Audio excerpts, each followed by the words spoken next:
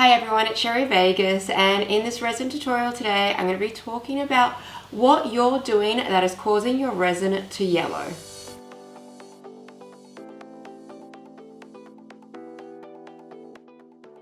So resin will yellow no matter what over time, but there are things that you are doing that are just through user error working with resin that are causing your resin to yellow more and in a faster time period. So I'm going to break all of those down in this video today.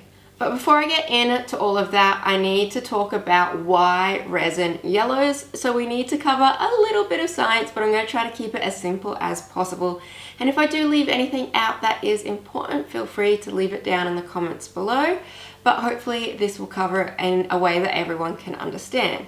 So basically, epoxy resin will yellow from sunlight, so UV light, as well as oxygen. And what happens is you've got your resin molecule, and when it is getting like the sun exposure, so UV light hitting it, that causes free radicals to happen in the molecule. And especially in epoxy resin. Some other resins are a little bit stronger, but this mostly does happen in epoxy resins.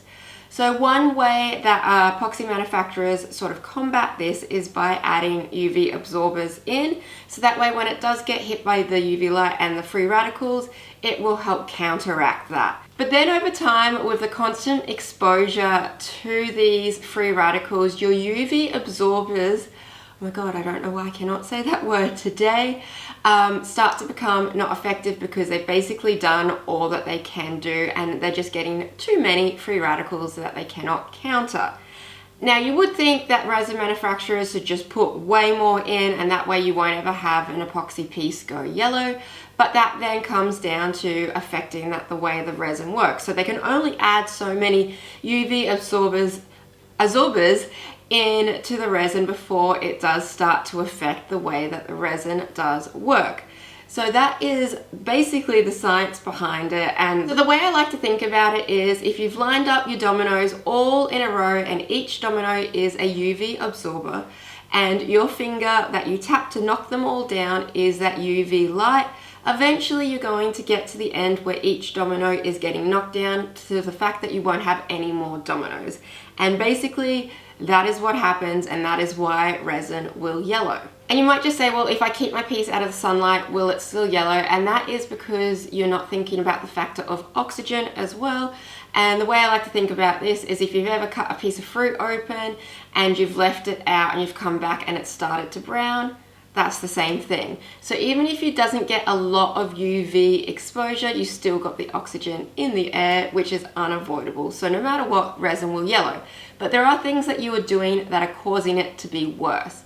And the first one is the type of resin that you are using. So not all resin brands are the same, and you will find that generally if you are using a cheaper resin, they will not have good UV absorbers in them, and therefore they will yellow a lot faster. You will find on a packet of good resin, like a quality resin manufacturer, they normally do state UV resistant, and that is something that is a selling point, and that's why you would buy something that is at a higher price point, because it is a better quality resin. And it's going to yellow a lot less than a cheaper brand would. Another thing that you are doing that is causing your resin to yellow faster is the way that you are pouring it. And what I mean by this is if you're not following the guidelines to the resin you're using.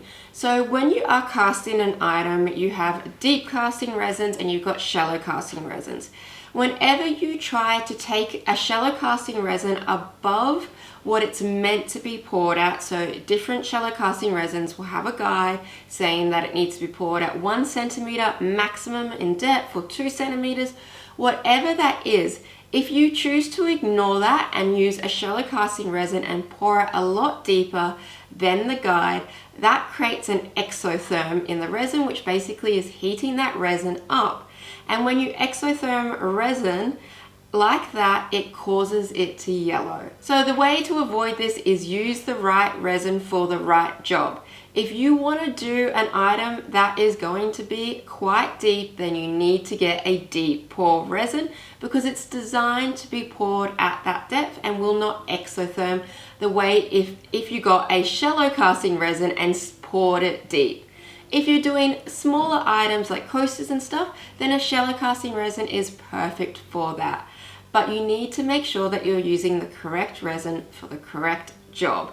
And if you want to do a deep pour item, but you only have shallow casting resin, then you need to make sure that the resin is only poured at its maximum depth, and you do that piece in layers to avoid that exotherming happening, which will then accelerate the yellowing.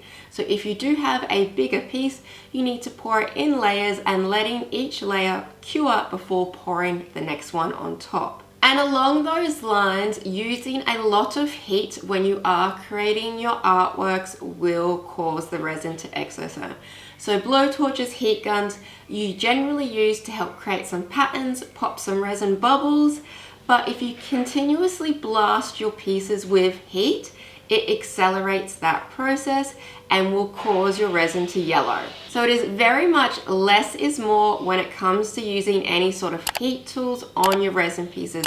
And this goes with casting resins and art resins. You do not want to overdo it with the heat, because every single time you add that heat on, you are causing that to happen, and that you're increasing the likelihood of your resin yellowing faster. And the last thing that I'm going to cover that is causing your resin to yellow faster is using the wrong type of pigments in your resin, and you particularly notice this with white pigments. Because not all pigments that go in resin are the same, and you might find that you have two whites that look identical in white, in the same shade of white, but as soon as you mix them in the resin and over time, you can find that one will yellow just a lot more faster than the other one, just because they're not made the same if they're from two different manufacturers. So my best advice for that, and the way that you find that out, is through trial and error. So if you've ever made a white artwork and you find that like an artwork that's got a lot of white in it, and you're finding that is yellowing really fast, even though you are using, you know, really high quality resins and you're not adding too much heat, it can sometimes come down to that brand of white. So I recommend changing that up, trying different resin pigment brands.